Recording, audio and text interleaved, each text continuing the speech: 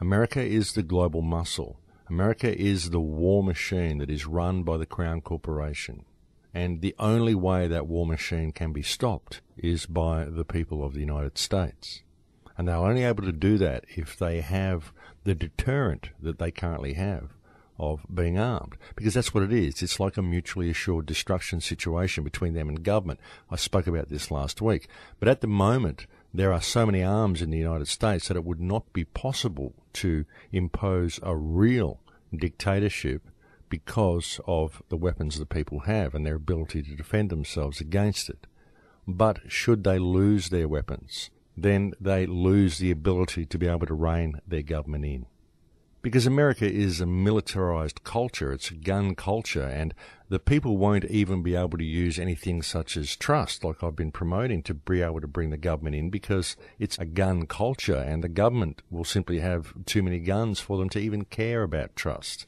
And it's only the fact that the people have weapons as well that would give the American people the ability to be able to affect change in their country in that situation. It's different in other countries, but that's the way it is in the United States. And so I'm not exaggerating when I say that the fate of the world really does hang in the balance, and the decision of which way we go does lie in the hands of the American people.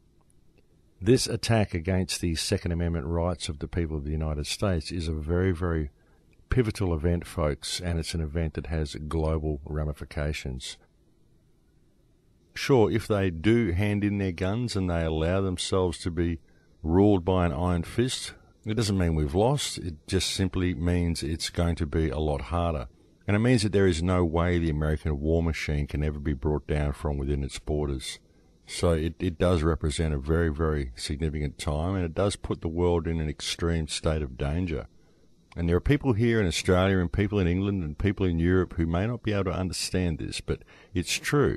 The only thing that is holding the American war machine back from your borders and back from all borders is the fact that the American people have weapons. And I've even heard some American people saying, well, when they gave us Second Amendment rights, they didn't understand, they didn't realize that we would have military assault weapons that are in the hands of everyday people, because these weapons didn't exist at the time. So it's ridiculous that people should have these military assault weapons. And what I say, folks, is that if the government has military assault weapons, then the people need military assault weapons, because that's what the Second Amendment is for. It's to defend yourself against the government. And the people should always be armed with the same weapons, or better weapons, than the government has, because that is the only way they are able to defend themselves against government, because that is what the Second Amendment is for. It has nothing to do with hunting. It's the last line of defense against tyranny. That is what it is for. And should the government ever decide to use military assault weapons against the people, then it is important that the people also have the means to defend themselves against such attack. And that's what's important to know. And so it's going to be very interesting to see how this plays out. It's going to be very interesting to see whether the American people come into their own and stand up and defend themselves against this type of tyranny. But you can see what's going to happen, folks. You'll have militias attempt to stand up and do this, and then they'll be vilified by the United States. And they'll say, oh, look, we've got all these domestic terrorist cells. And domestic terrorist cells will be anybody who attempts to defend themselves against the government terrorism and tyranny that's being inflicted upon the people. That's what they always do, folks. They inflict a system upon people, and then if you defend yourself against it, you're called a terrorist. This is what's happening in Palestine. Israel is stealing all the land, and anybody who stands up against it and attempts to defend themselves against the terrorism, tyranny, and land theft that is inflicted upon them is called a terrorist. This is the way they do it. It's reverse psychology, and it's done very easily through control of the media. And as the American media is so very, very controlled, it's going to be extremely easy for them to spin the story, vilify the militias, and paint these people as a threat to society, and paint Obama as the one who's trying to keep people safe, when really nothing could be further from the truth. Obama is a brutal, heartless, ruthless tyrant, and he is doing everything he can to destroy the United States of America. But again, it's important to understand, folks, that Obama is simply a puppet. he has no regard for the United States. He's simply doing what he's told, and he is doing so in order to bring down the United States. And this has been long planned, folks. It's been part of the agenda for a very long time. I've spoken about this to you for years. It's very important that the United States be brought to its knees, and that's exactly what Obama is doing. And the same goes for all the people who are calling for a ban on guns and are calling for an abolishment of the Second Amendment. They're doing so because they wish to bring down the United States. They're either part of the agenda, or perhaps they simply don't like their country anymore. Or perhaps they do like it. Perhaps there's some people who do like it, but they're just so brainwashed and so unable to think clearly that they simply go along with whatever rhetoric the government provides for them. There are, of course, a great many people that are like that. But we're heading for some very, very challenging times, folks. It's important for those people out there who listen to this show to realize that now is a time of need, and that now the people around you need your support more than ever before. And it's very, very important that we have this communal strength and we have this power of community, that we have created these ties within our community. I hope you have, because I've been talking to you now for nearly 5 years on this radio show, and I've been stressing ever since day one the importance of building strength and building ties within your community, so that in situations such as the one we are now facing, you have that communal spirit around you, and you have that strength of those around you who are willing to stand with you. Because now is the time. Now is the time the American people are being called on to come into their own. Your country is under threat.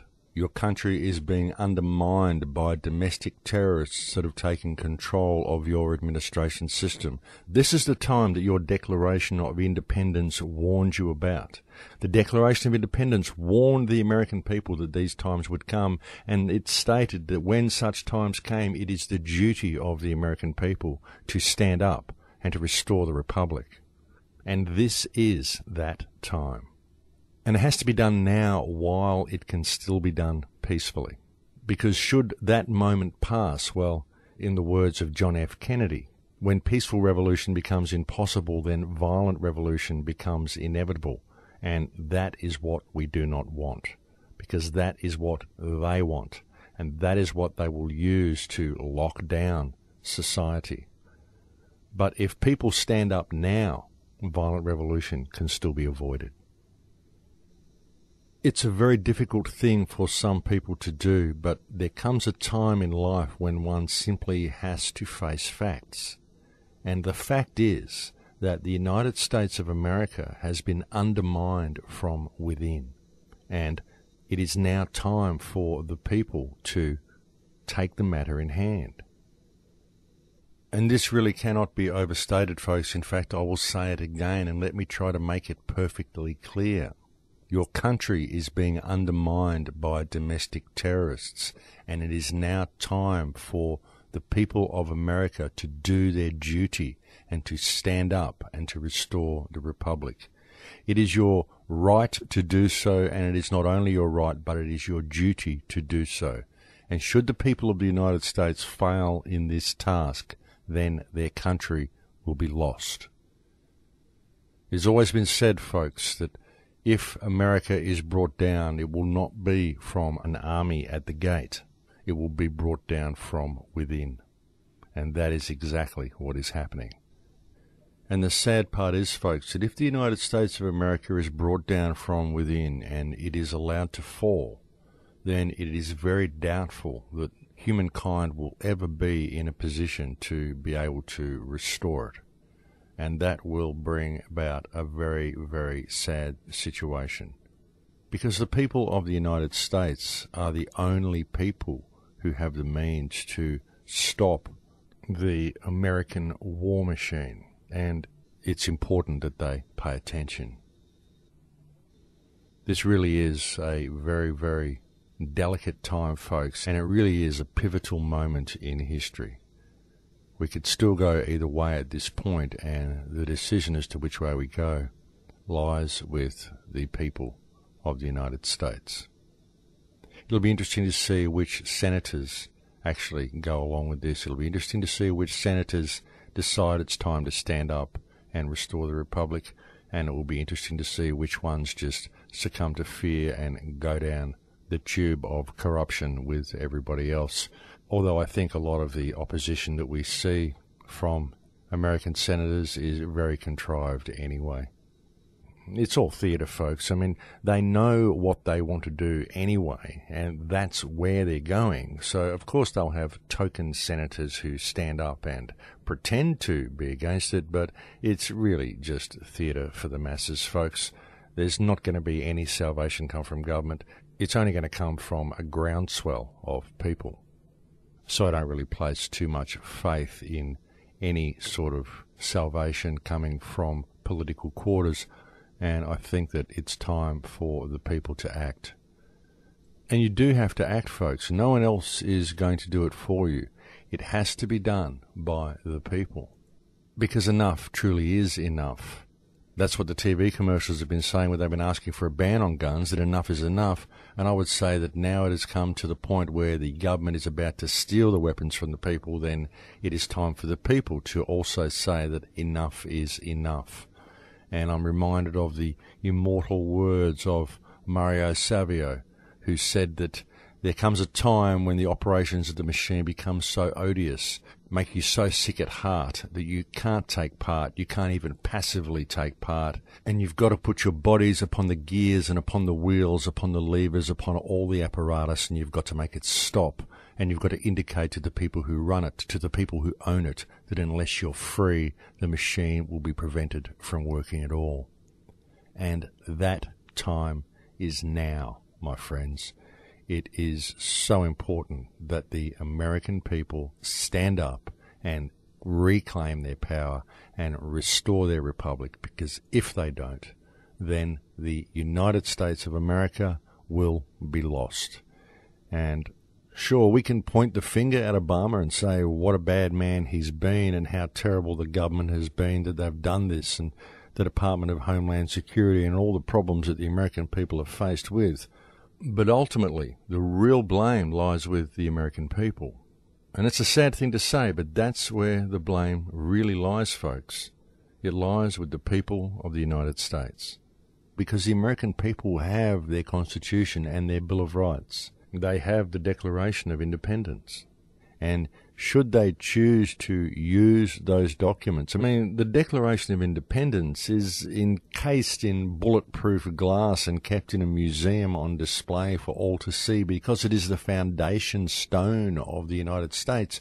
People go and see it and they honour this document, but they don't truly see the power that it has and they don't stand by it. But there are some truly wonderful words in the Declaration of Independence, folks. There really are. And it says in the U.S. Declaration of Independence very, very clearly, right there in the second paragraph, when a long train of abuses and usurpations pursuing invariably the same object evidences a design to reduce them under absolute despotism, it is their right, it is their duty to throw off such government and to provide new guards for their future security. My friends, that time is now.